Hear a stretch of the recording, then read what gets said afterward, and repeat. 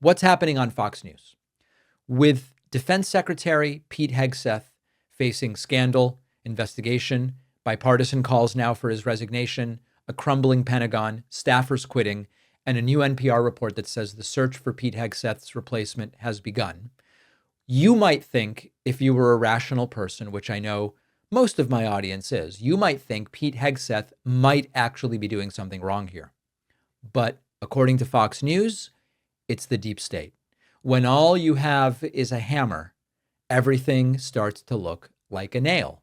Fox News host and longtime Hegseth buddy Brian Kilmeade sat down for a sort of emergency crisis management interview and said with a straight face, "You think this is sort of like a deep state that wants you out rather than you're doing a whole bunch of things that are crazy? No. Is it the deep state that wants you out?" Mr. Secretary, do you think you take this job, you come in with war experience and all your great background, do you think there's a lot of people who don't want you there and there's some type of deep state forces that want to make sure you don't stay there? They've come after me from day one, just like they've come after President Trump. I mean, I've gotten a fraction of what President Trump got in that first term. What he's endured is superhuman. It's not hard for me to do this job. I know exactly why I'm here.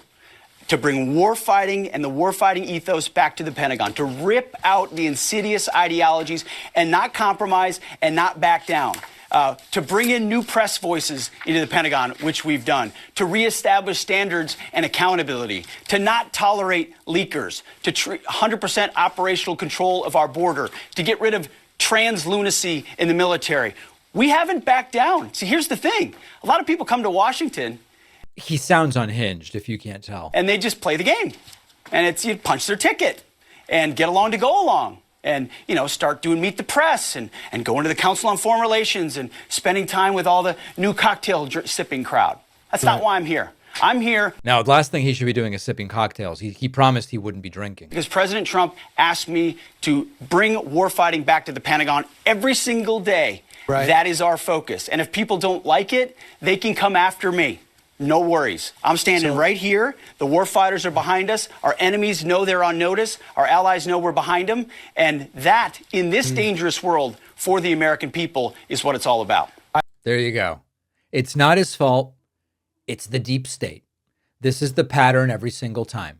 They break the law or screw up or whatever, right? Trump does it. Critics say, hey, maybe there should be accountability here. Maybe there should be a consequence here. And then Fox steps in and goes, no. The critics are the problem. These are just the victims, the poor, weak victims, Pete Hegseth and Donald Trump, because it's this upside down reality where Hegseth is not the dangerously incompetent, terrifying Secretary of Defense who compromised war plans multiple times, including sharing them with his wife. Pete Hegseth is the victim. Poor baby. Everyone's just being so mean to Pete. Now, back in reality, Congress is investigating, the Pentagon is in chaos, allies are fleeing, and the White House, if we believe the NPR report, which is well-sourced and we have no reason to suspect it's untrue, the NPR report says the White House is already preparing Hegseth's exit with Trump yelling fake news into a mirror. And of course, I have complete confidence in Pete Hegseth. But on Fox, where none of that real world exists, apparently, it's a secret deep state plot.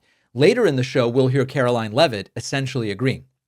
Fox News is simply not reporting on the Hegseth scandal as a scandal. They're laundering it. Rather than laundering money, they're laundering the scandal. And they're creating a permission structure for the base to ignore the facts. That's what the idea here. Manufacture consent for the base who's heard so many things about Hegseth to go, Fox told us it's the deep state.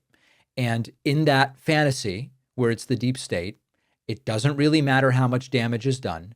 Trump and his cronies are always the victims, despite being the most privileged, excused from consequences group of people there is. They are always the victims. We should feel bad for them rather than feel angry that they are screwing up day after day after day. Hegseth's days seem very much numbered, that's for sure. After researching, writing, refining, The Echo Machine, my book, is finally out. This is not just a book about how American politics got so broken. It's also about what's happening right now and what we can still do to stop things from getting worse. Trump's been back in power.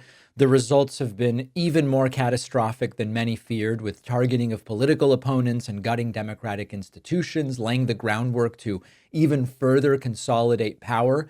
But the thing is that none of this is inevitable. The same forces that brought us here can be countered if we understand how they work and what to do about them. And that's what the Echo Machine is all about.